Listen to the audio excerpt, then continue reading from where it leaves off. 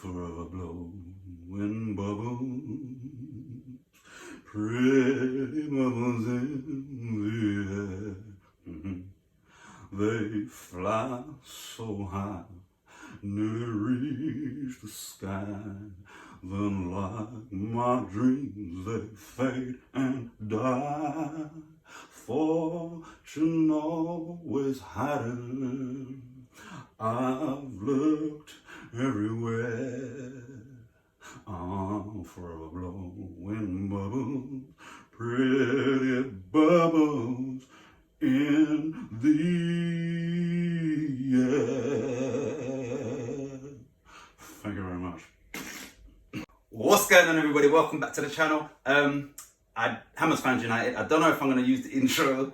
I need to get some new subscribers, some comments and all that, so let's try something in it. So yeah, just for the intro, if I put it in, Mr. Presley, subscribe, please. Hit the subscribe button, some comments, and yeah, all that good stuff. Right, we're going to get on to West Ham 1, Burnley 0. I'm going to get straight into the player ratings, and we are going to do this.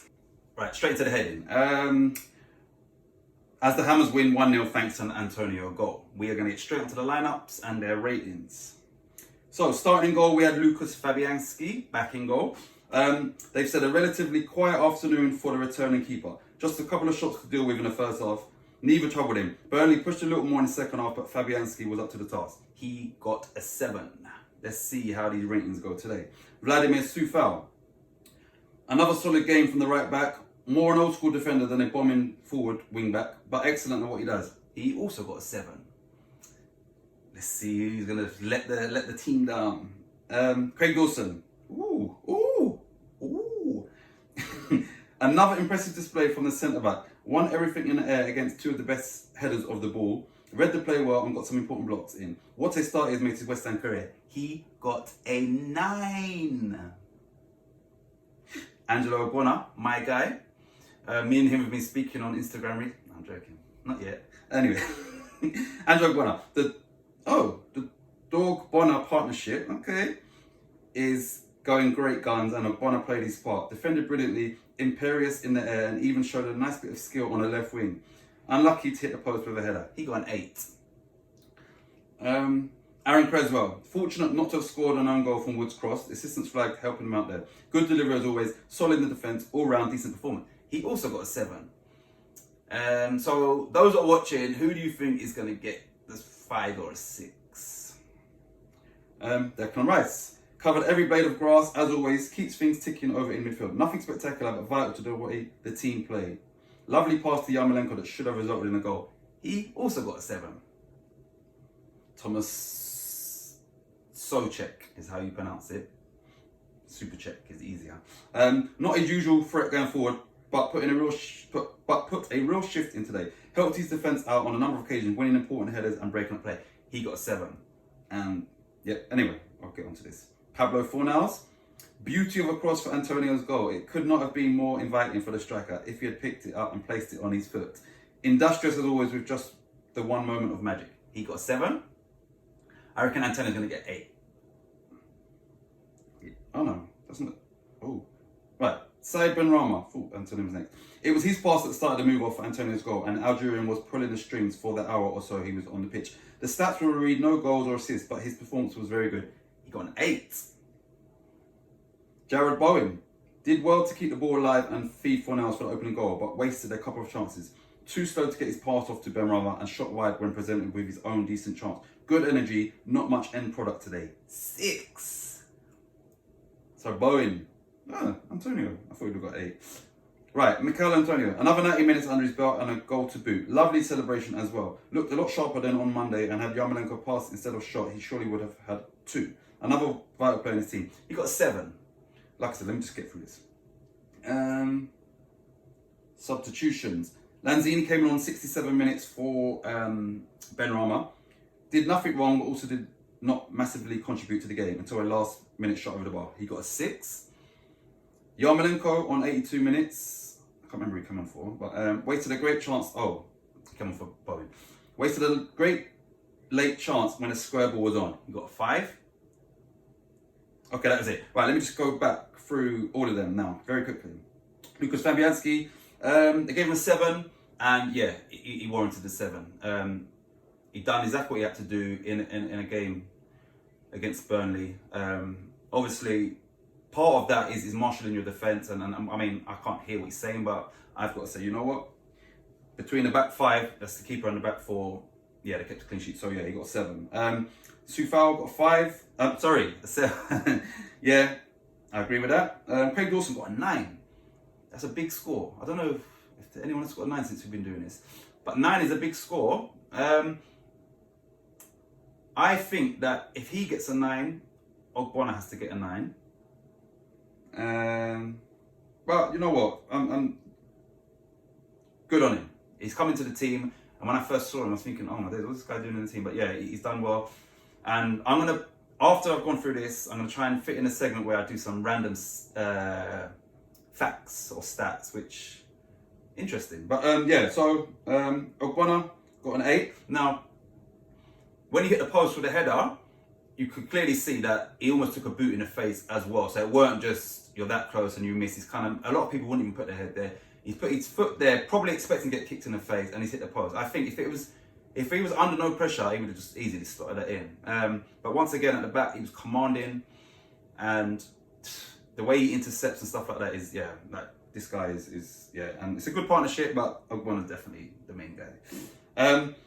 Aaron Creswell got a 7. Now, I don't know what minute it was. I was on the phone to my brother, and then he done some rash, dived in and sort of gave him a free kick on the edge of the box. I'm thinking, come on, man, what are you doing? You had no chance of winning the ball. So, and I was thinking, like, let's not give Burnley, let's not give them anything. Like, we know what they're about, the direct style and stuff, which we nullify. Like, let's not give them, and that was right on the edge of the box. So, that was the one thing that Creswell done. I'm thinking, what are you doing? Then, obviously, he scored that own goal as well. I'm thinking, oh my days, this guy's having a nightmare. But, obviously, it was offside. And for those that just didn't clock, the offside you watch, Ogbonna is so tactically aware that he stepped out at the right minute and played him on side. There's a lot of defenders is an art, and Ogbonna has mastered the art. And the way he stepped out, if he didn't step out and he was like literally 1 second sort of daydream, even half a second, now Creswell's own goal would stand. So Ogbonna played a massive part in them not scoring.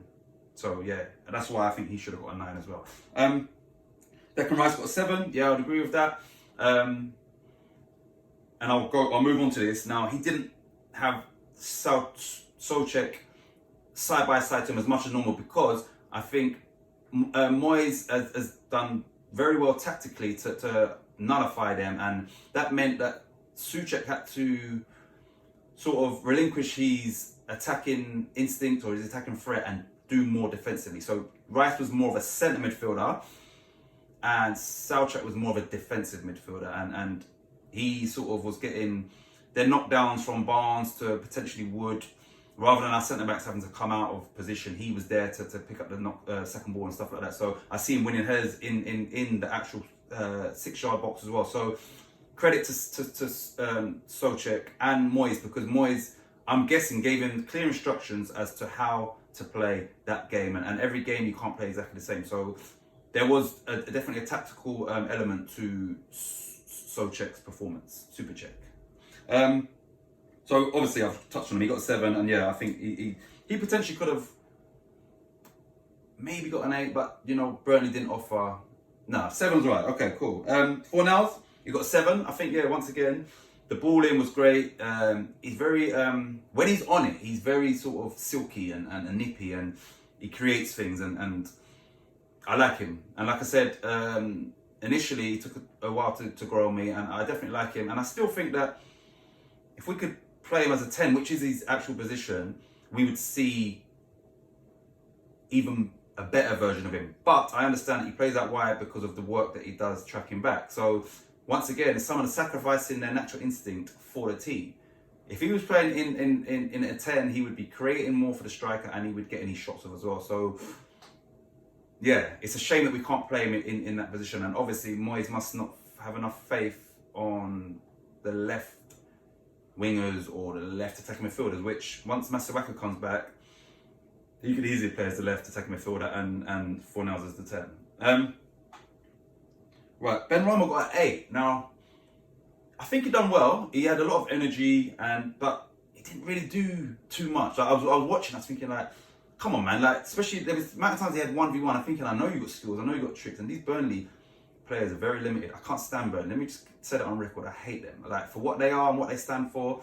Yeah, I don't want to get political and all that. I can't stand Burnley. Look at their squad, and you can understand why in 2021 their squad in the Premier League does not make any sense unless it's by design. I can't stand Burnley. So yeah, they're very limited. And yeah, it was frustrating that Ben Rama didn't like literally take on his player with tricks and stuff like that, because even if you try every third attempt, you're going to beat these players and then you're in the box. So, and he just didn't go for it enough, I don't think. And when it came off, I was a bit surprised. But then again, like I said, maybe Moyes thought he sort of, his game had been run or whatever, or his race had been run. Jared Bowen got 6. I don't know, man. I don't know. I think he does a lot. He does a lot defensively as well. He works hard. Yes, he sort of fluffed a few chances. And I thought, you know what, he needs to come off now when I see Dwight McNeil get the ball and sort of stand him up and then push it. And he's faster than Dwight McNeil, but clearly he didn't catch it. So I'm thinking he must have been tired, and that's probably why Moyes obviously knows his players. So I think that's probably why I took him off. He got 6. Yeah. Antonio got 7. He got man of the match by Ali McCoist. And he scored the only goal of the game. Worked tirelessly. So I thought Antonio would have got an 8 for that game. But like I said, I don't make these ratings. I just sort of, you understand. And yeah, maybe a 7 is Antonio gives defenders no time on the ball and he works hard. But I think I need to remember that we was playing Burnley. I'm obviously, like, it was a good result, but it was only Burnley. It wasn't Man City that we beat 1-0. And by then, the results might have, the ratings might have gone up more. So I have to be realistic, actually, because Burnley, they ain't nothing. They're just annoying. Just one of those teams that's just annoying. But yeah, so a 7. Subs. Lanzini on 67. Now, he got 6. In my opinion, Lanzini should get a 5 because he really frustrated me. He came on and as soon as he come on and he didn't do anything, and he was never right there, and nothing was happening. I'm thinking we might as well have just left Ben Rama on, because you've come on and you're playing worse than what he was playing. And like I said, Ben Rama done okay. He was lively, but he just kind of didn't actually create anything for us. And in hindsight, I think Ben Rama staying on would have been a better option, because Lanzini was really frustrating me yesterday, like really frustrating me. Yarmolenko on 82. He got 5, probably about right, and he's another one that, I mean, if he done what he done against Chelsea when he cut in that time, we beat him 3-2 and he scored, fine. But Antonio was on, and he was onside as well. So really and truly, unless you put that in the back of the net, you have to pass the ball, and you didn't. So, and at that point, which I'm going to just move straight on to, I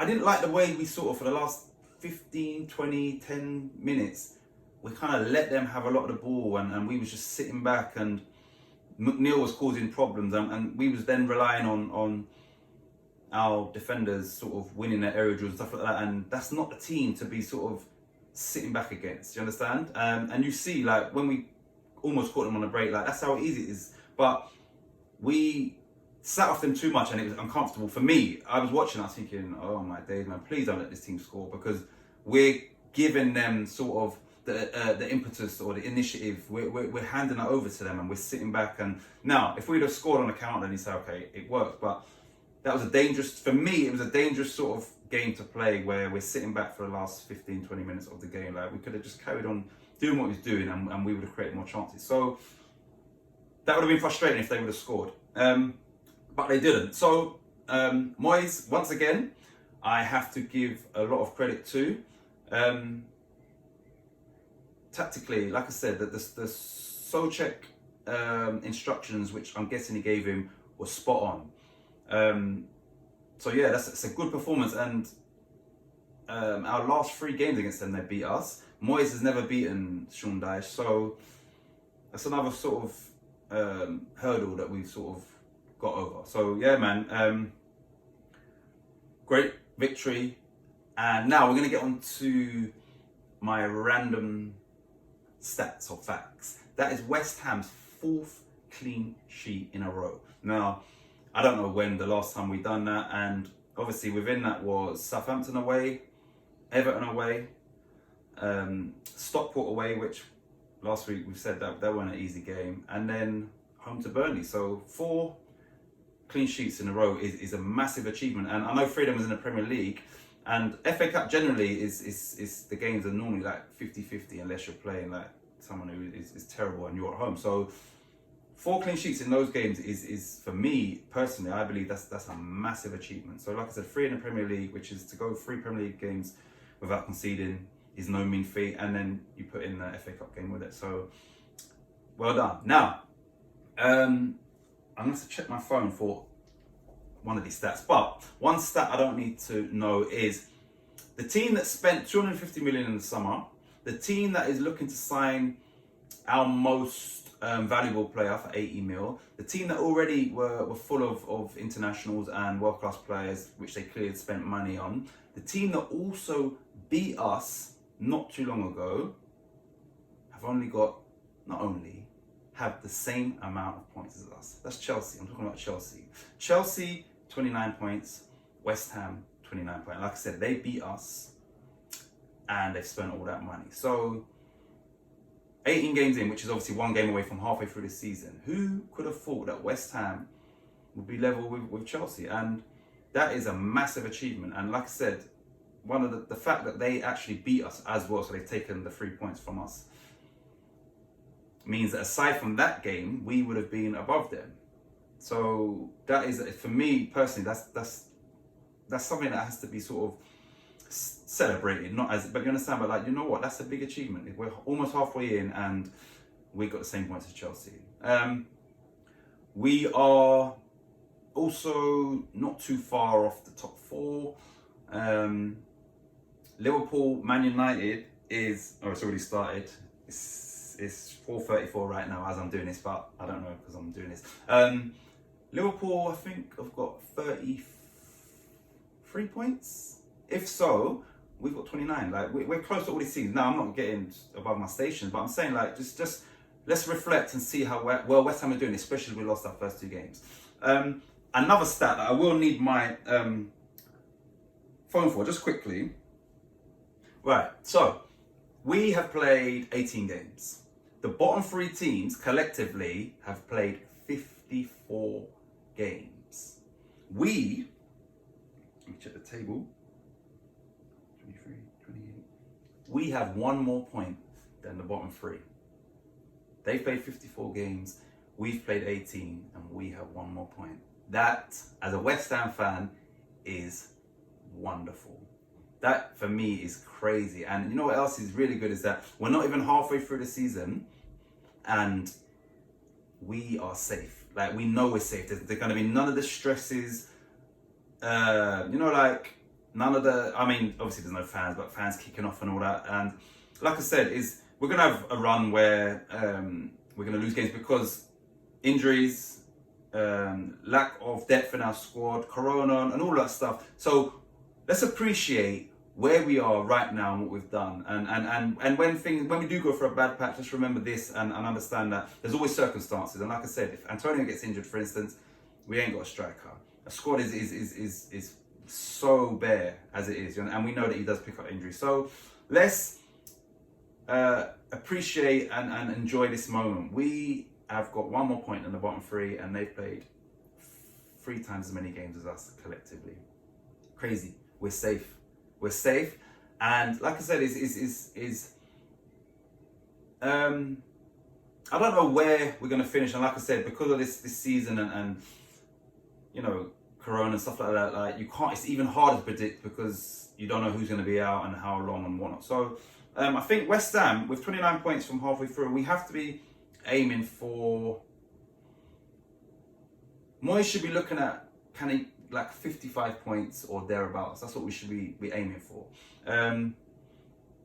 As a sort of a minimum. Can we get 55 points? And do you understand what I'm saying to you? So yeah, I think he should be looking at that. Now, the last game of the round for us is West Brom. Now, they've had a great result yesterday against Wolves. Came back from 2-1 down as well. So it's not going to be easy at all, and Moyes is obviously coming back to West Ham, so naturally he's going to want to prove a point, as any manager would do. So it's not going to be an easy game, and they offer a lot more of a threat, even when Bielitsa was in charge, a lot more of a threat than Burnley do. So tactics are going to have to change once again, but they've let in a lot of goals, so we need to get at them. Like, we can't do what we've done for the last 15-20 minutes of that game. Let's get at them from the get-go.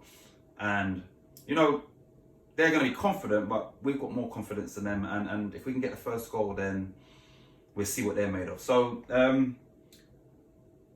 I'm not going to sort of diminish their chances, but if West Ham turn up, West Ham perform, we should beat them. Now, like I said, is we're seeing it, but if we do win that game, that'll be 32 points from at the halfway mark, and we lost our first 2 games. So yeah, long may it continue, and I will put out the pundits preview with our predictions before the West Ham game. I'd like to say, which I don't really say too much, is please, if you've got this far in the video, which I hope you have, please don't forget to like, comment, subscribe. I've said it before, if you comment with your social media, whether it's Instagram, YouTube, I'll shout it out, put it in on the screen, and that's no problem. Obviously, our subscribers haven't grown in the last however long, so I'm hoping that my Elvis rendition of Bubbles gets me a few more subscribers. It's all fun and jokes and stuff like that, and I am happy that West Ham are in this position. So please don't forget to like, comment, subscribe, and share. Like, share. Like, obviously, like, I don't care. That's fun. It's fun. It's all fun. Like, so yeah, share. Any dreams, any goals, any aspirations, any ambitions, go for it. Once you've decided this is what you want to do, as long as it's something positive, then stay on track. Do what you have to do to make it work. Spend the money if you have to, and if you have the money to do so. When I say that, I mean you might need to buy equipment, you might need to buy books, you might have to buy clothing for, I don't know, you might want to be a carpenter or something, I don't know. So, but yeah, you have to always, first and foremost, invest in yourself. Another fun fact is this, is anyone that has haters, and we all do, just remember, yeah, don't let that bother you either. Understand that they want to be you. So anyone with haters, don't worry about it. Yeah? And always remember, they want to be you. So yeah, with that being said, never ever, whatever you're doing, never ever let anyone burst your bubble. Come on, you iron.